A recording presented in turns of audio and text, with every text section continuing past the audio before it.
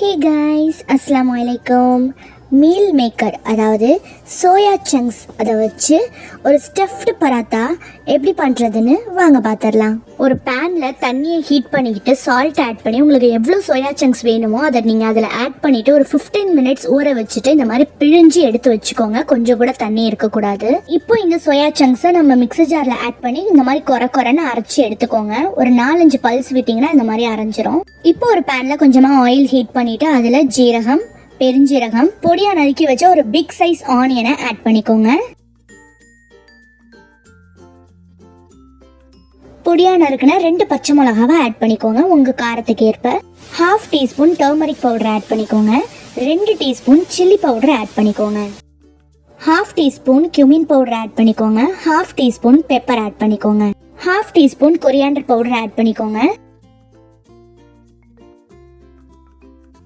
தேவையான அளவுக்கு salt add பண்ணிக்கோங்க. ஒரு 1/4 டம்ளர் அளவுக்கு வாட்டர் ஆட் பண்ணி நல்லா மிக்ஸ் பண்ணி விட்டுட்டு நம்ம அரைச்சி வச்ச சோயா சங்க்ஸை இதில் ஆட் பண்ணிடலாம். இது கூடவே நான் ஒரே ஒரு பாயில்டு பொட்டேட்டோ மேஷ் பண்ணி ஆட் பண்ணிக்கிறேன். உங்களுக்கு வேணான்னா நீங்கள் தாராளமாக சோயா சங்க்ஸை மட்டுமே நீங்கள் ஸ்டஃபிங்காக ரெடி பண்ணிக்கலாம். கொஞ்சமாக மல்லிக்கீரை ஆட் பண்ணிக்கோங்க. ஃபைனலாக ஒரு 1/2 லெமனை ஸ்குவீஸ் பண்ணி விட்டுட்டு கசூரி மெத்தி ஆட் பண்ணிவிட்டு ஸ்டவ் ஆஃப் பண்ணிவிடுங்க. அவ்வளோதான், நம்ம ஸ்டஃபிங் ரெடி ஆகிடுச்சு. இப்போ நம்ம பராத்தா மேக் பண்ண ஸ்டார்ட் பண்ணிடலாம். நான் நார்மலாக சப்பாத்திக்கு மாவு நீட் பண்ணுற மாதிரி நீட் பண்ணிவிட்டு அதில் கொஞ்சமாக அஜ்வைன் ஆட் பண்ணியிருந்தேன். பராட்டா மேக் பண்ணும்போது இந்த மாதிரி கொஞ்சமாக chilli powder, salt and oil விட்டு இந்த மாதிரி ஸ்ப்ரெட் பண்ணிக்கிட்டிங்கன்னா நல்ல ஒரு ஃப்ளேவர் கொடுக்கும். நான் இந்த வீடியோவில் காட்டுற மாதிரியே நீங்கள் மடித்து எடுத்துக்கலாம். இல்லை உங்களுக்கு எப்படி பராட்டா மேக் பண்ணணும்னு நீங்கள் நினைக்கிறீங்களோ அந்த மாதிரி நீங்கள் மேக் பண்ணிக்கலாம். இந்த மாதிரி ஃபோல்ட் பண்ணி மறுபடியும் பால் ஷேப்புக்கு கொண்டு வரதுனால நல்லா உங்களுக்கு லேயர்ஸ் கொடுக்கும். பராட்டாவும் நல்லா சாஃப்டாக வரும்.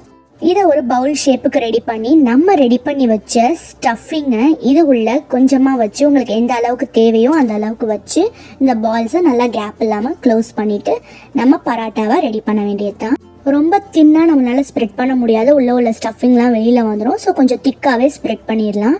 இப்போது தோசை டவாவை ஹீட் பண்ணிவிட்டு ஆயில் அப்ளை பண்ணிவிட்டு நம்ம ரெடி பண்ணி வச்ச பராட்டாவை டோஸ்ட் பண்ணி எடுத்துட வேண்டியது தான். நல்லா 2 பக்கமுமே பொறுமையாக மீடியம் ஃப்ளேம் வச்சு நல்லா வேக விடணும். பராட்டா நம்ம கொஞ்சம் திக்காக ஸ்ப்ரெட் பண்ணியிருக்கிறதுனால வேகிறதுக்கு கொஞ்சம் டைம் எடுக்கும். ஸோ மீடியம் ஃப்ளேமில் வச்சு 2 பக்கமுமே நல்லா செவக்க விட்டு ஆயிலை நல்லா அப்ளை பண்ணி எடுத்திங்கன்னா பராட்டா ரொம்ப சாஃப்டாக வரும்.